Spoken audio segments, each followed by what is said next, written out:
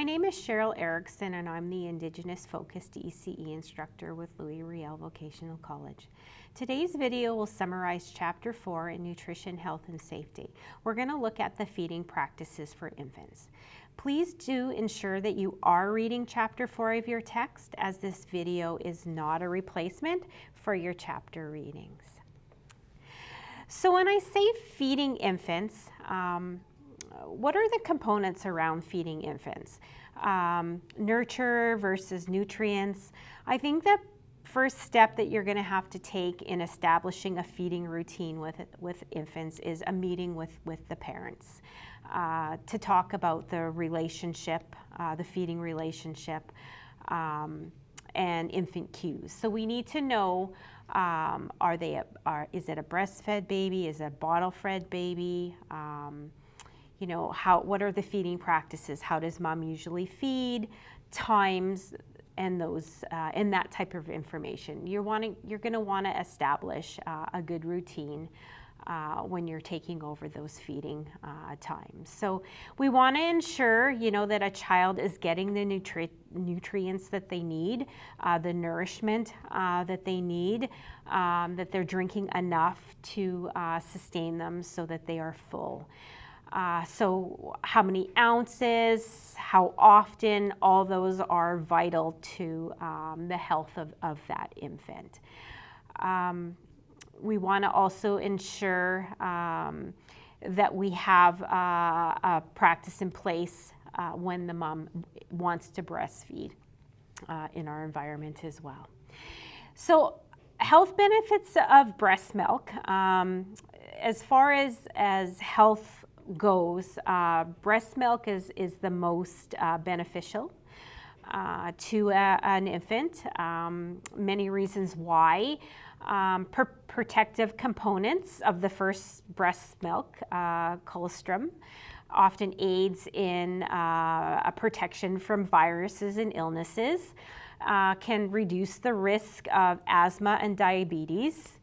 Again, this information comes from studies that have taken place over time. So decreased risk for common childhood illnesses has been determined through studies. So more children that were breastfed tend to have a reduced risk of common illnesses opposed to bottle or formula fed babies. And it also shows to be protective from overweight or obesity. Reasoning for that is it's natural from the body. From if mom is eating healthy as well, it's got more vitamins and it's more rich health-wise. So how do we support breastfeeding mothers? Talk with family about decisions to breastfeeding before the child begins the program. In my experience, it's important that the child who has been solely breastfed and is now coming into care with you, that they can also take the bottle. So you don't want a child to start in your program and go straight from breastfeeding to bottle feeding. What happens in the event that you can't get them to latch onto the bottle? So there's going to be some experimenting with the right kind of nipple that is going to go onto that bottle that best represents the mother's nipple in terms of effective latching for that child. You're going to want to share your center's breastfeeding policy. Centers should have a policy that welcomes moms to come in if they want to breastfeed on site, if they work it within close proximity to the center or are a staff. Where is it in the environment that they can breastfeed their baby, that has comfortable seating, that has some privacy? So you want to support that practice. You also want to share information with parents about transitioning from breast to bottle feeding. You know, it does say here from 4 to 6 weeks old. That is not the case. I think that is going to be a unique decision that's going to be made by parents. There's some parents or some moms that breastfeed, only breastfeed. But when it comes to integrating your child or transitioning your child into the daycare, bottle feeding is going to take place in order to sustain the child while mom's at work. There's also many resources available to moms who are making that choice to breastfeed that can guide them in that transition as well, and when they want to stop breastfeeding, or how transitions can be supported in that daycare center environment, or how best to approach that rather. So you have a child that's enrolling in your program, and mom is going to provide breast milk for you on a daily basis. How do you safely handle that breast milk? What are the policies and procedures you're going to set up so that it's safe, there's no cross-contamination, how you handle it? So the first thing you should do before you handle breast milk or any food that you're preparing or serving is washing your hands.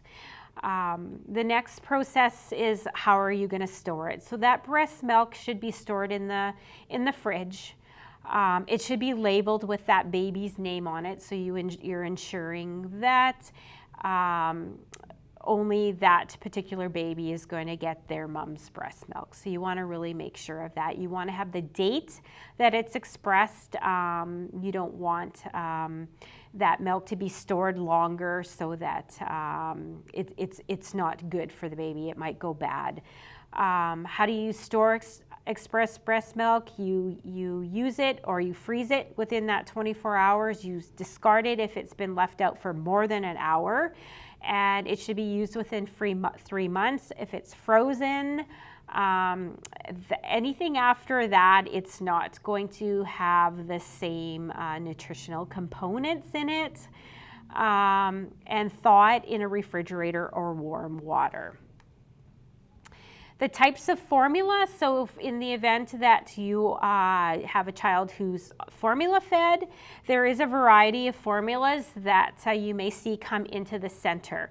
And so there are cow-based formulas, soy-based formulas, hypoallergenic, elemental, there's premature formulas, and there's follow-up formulas as well. So in follow-up formulas, a lot of times you see those followed up after a year as well, like Good Start and things like that. Signs of formula intolerance. So intolerance meaning it's not digesting well, perhaps. The child isn't doing well on that specific type of formula, and you've determined that because the baby is all of a sudden being fussy, excessive gas and bloating, their tummy hurts, maybe they're throwing up, that would excessive crying because it hurts, and maybe they're having a rash or some type of allergic reaction. And allergic reactions could be swelling, could be lips, cheeks, hands, and in worst case scenario, it could be an airway obstruction, which you would need to immediately call 911 because they will not be able to breathe. Forms of formula, so it can be very convenient to make formula in the ready to feed. All you have to do is put it in a bottle. It's also the most expensive, and there's no preparation needed. It's mixed, it's ready to go. You just need to heat it up.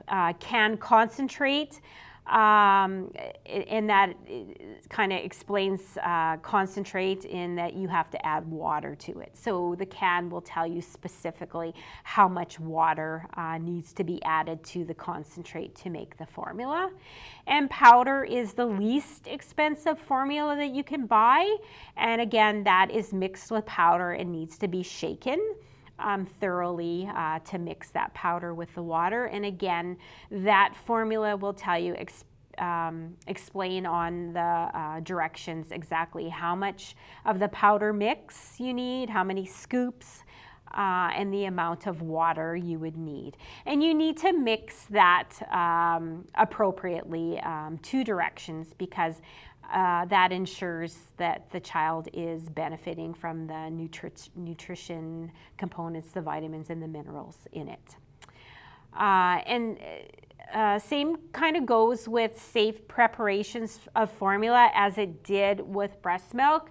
Again, before you handle any type of food prep, you should be washing your hands thoroughly with soap and water. And follow the directions. And in each can of the powdered formula, it has a scoop that is for this specific amount of formula. So you need to ensure that you are using that scoop provided and not substituting it with something else. What does feeding relationship mean? Fostering on-the-demand feeding. So on-the-demand feeding means that the infant needs to eat when they're hungry. So you get your cues from the infant. They're showing signs that they're hungry, and we automatically feed them when they're hungry. Signs could be crying, could be sucking. So we need to recognize those feeding cues and feed accordingly. And that is just simply learning the signs for that particular baby that they are hungry. Follow best practices in feeding from a bottle. Best practices are you never heat things up in a microwave. You simply, heat up in some water. So fill a sink with water and put that bottle in there to warm, or a bottle warmer. And also communicating on a regular basis with parents. There should be some form of documentation, either verbal or written, so parents know how often that baby has fed during the day and how much they've eaten. And that kind of goes full circle. So when a parent arrives in the morning at the daycare to drop off their child, they're going to tell you that their baby ate at such and such a time. And that particular baby's schedule is probably will need to eat 2 or 3 hours. So then you feed them 2 to 3 hours or on demand, and you track that. And when mom or dad picks up baby, you let them know the last time that baby ate so that they, again, can feed accordingly. So some inappropriate feeding practices that have been adopted over time. Some of these you might recognize that maybe you did with your infants, or your parents have done, or grandma said you need to do this. I did this with your mom, but not recommended. So adding cereal to the bottle is not recommended. Cereal will be a process that you introduce once you're introducing food to the child, but it should be spoon-fed and not something that the child drinks in a bottle. Finishing the bottle, it is not recommended to keep forcing that bottle. The baby will let you know when they're full, and they'll stop sucking and maybe push it out of their mouth or turn their head away. And so you might, after they do it the first time, see if they want it again, and if they don't, then that's a sign that they're full at that point. Using honey in the bottle or on a pacifier isn't recommended. It's not pasteurized, meaning it's not healthy. There could be bacteria in there that could make that baby sick. And offering alternates to milk is something that you don't do within that first few months of life. Usually milk doesn't come till the first year. You wean the child from formula, and then you introduce milk. When are foods introduced to the infant? Usually occurs between 4 and 6 months to 10 months of age. Again, that's a conversation you're going to have with your pediatrician, based on how your child or your infant is growing and developing. Maybe you have some, predetermined ways that you've already decided that you're going to introduce food, and that is going to be unique to each family. Something that you're going to do is look at flavors and textures as well, and how you're going to introduce that. Most baby foods, when they start off, you have different stages and different numbers that introduce different types of texture as the number gets higher, and also incorporates a little bit more flavor. So you're going to start off with the low level and make your way up. The more texture in that food as you're introducing it could often cause a baby to gag, which is a sign that they're not at that stage yet. Decreased risk of rejection of food later is something that is important as well in why you introduce foods the way that you do. There's also links to infant nutritional needs and development and signs of readiness. So you'll know when your baby is ready to take on more foods, and that's often a sign of how much formula that they're drinking. If the formula isn't sustaining them, they're drinking a full bottle, but they still seem hungry. That is a sign that you need to supplement a little bit more into their diet.